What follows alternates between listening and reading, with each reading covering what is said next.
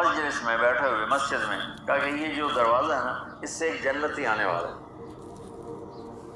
تو لوگوں نے دیکھا ایک مدینے کے مقامی آدمی ذرا بوڑھے، وہ مسجد میں اندر آئے، داڑھی میں وضو کا پانی، ہاتھ میں جوتا، نماز میں شریک ہو گئے۔ اگلے دن آپ کی محفل تھی تو آپ نے فرمایا یہ جو سامنے دروازہ ہے اس سے ایک جنتی آ رہا ہے۔ تو سیم وہی آدمی اسی حالت میں انٹر ہوئے۔ اگلے دن ہوا تو آپ نے کہا اس دروازے سے جنتی آنے والا ہے، ٹھیک وہی آدمی اسی حالت میں انٹر۔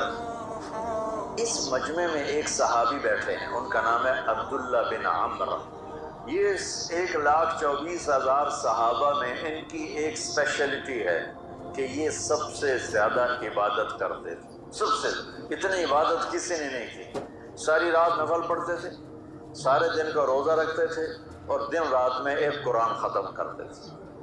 کوئی ہمارے جیسا اول تو کر نہیں سکتا، کرے گا تو چوتھے دن پاگل ہو جائے گا، دماغ خشک ہو جائے گا، اور انہوں نے نبھا کے دکھایا۔ رات پوری تہجد، دن پورا روزہ، اور رات اور دن میں ایک ختم قرآن۔ اب ان کو خیال آیا کہ یہ بابا جی مجھ سے بھی زیادہ عبادت کرتے ہیں، جو ان کو یوں ڈائریکٹ جنت کی بشارت ملی اور مجھے نہیں ملی، تو میں دیکھتا ہوں یہ کون سی عبادت کرتے ہیں۔ کیا یہ ساری رات سجدے میں پڑے رہتے ہیں، رکوع میں کھڑے رہتے ہیں، قیام میں کھڑے رہتے ہیں، کیا کرتے ہیں؟ تو ان کے پاس پہنچ گئے، چاچا تو تھوڑا والد صاحب کی ناراضگی ہے، دور رہنا چاہتا ہوں، 2-3 دن ٹھہر جاؤں آپ کے پاس؟ ہاں ہاں ہاں بیٹا آ جاؤ آ جاؤ آ جاؤ۔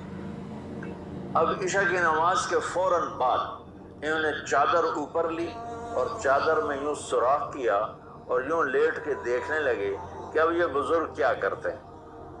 بزرگ تشریف لائے، سرانے پہ سر رکھا، اللہم بسمک اموت و احیا، سونے کی دعا پڑھی، اور تھوڑی دیر بعد خراٹے پہ۔ وہ بڑے حیران ہوئے، بھئی میرا تو خیال ہے یہ ساری رات سجدہ کرے گا تو رو رو مصلی تر کر دے گا، یہ تو خراٹے چون جاندے نہ ہو جا رہے ہیں۔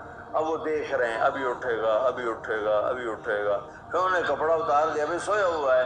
وہ فجر کی اذان پہ اٹھے اور ان کا دماغ چکر کھا گیا، بھئی اے کی بڑھ تہجد دے 2 نفل بھی نہیں تو جنت دی بشارت 3 دن کٹھی۔ انہوں نے کہا کل دیکھوں گا، کل شاید کچھ اور کریں۔ اگلے دن آئے، پھر اسی طرح یوں کر کے لیٹ گئے، اور بزرگوں نے بھی یوں کیا، اور بسمک اموت و احیا، اور پورا کمرہ خراٹے انار۔ وہ پھر پریشانی کب اٹھے گا کب اٹھے گا، فجر کی اذان پہ اٹھے تو اور ان کی حیرت بڑھ گئی، کہنے والا سچا، اس کے بات کو تو چیلنج ہو نہیں سکتا، وہ محمد مصطفیٰ ہیں، لیکن یہ چکر کیا ہے، یہ جنت مل کیسے رہی ہے؟ چلو ایک رات اور صحیح۔ تیسری رات آئے، یہ یوں لیٹے وہ یوں لیٹے، یہ دیکھتے رہے وہ سوتے رہے، حتیٰ کہ فجر کی اذان پہ آنکھ کھلی تو یہ نا پھٹ پڑے، کہنے لگے چاچا بات بتاؤں؟ کہنے کیا ہے؟ کہ میری کوئی جھگڑا نہیں تھا ابا سے، میں نے 3 دن مسلسل تیرے بارے میں سنا جنتی آ رہا، 3 دن تجھے اللہ کے نبی نے بشارت دی جنتی ہے جنتی ہے جنتی ہے، لیکن میں اس بات پہ حیران ہوں تو ساری رات سوتا رہتا۔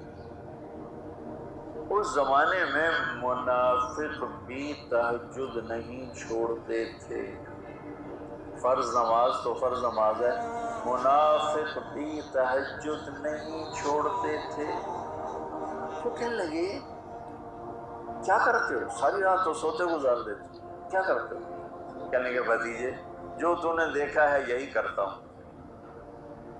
اب یہ پریشان ہے کہ اللہ کے نبی کی بات کو تو چیلنج ہو نہیں سکتا، اور جس کو بشارت دی ہے انہوں تے فٹ نظر نہیں آ رہی کہ کیسے 2 نفل آج کہ نیک لوگ تہجد نہیں چھوڑتے۔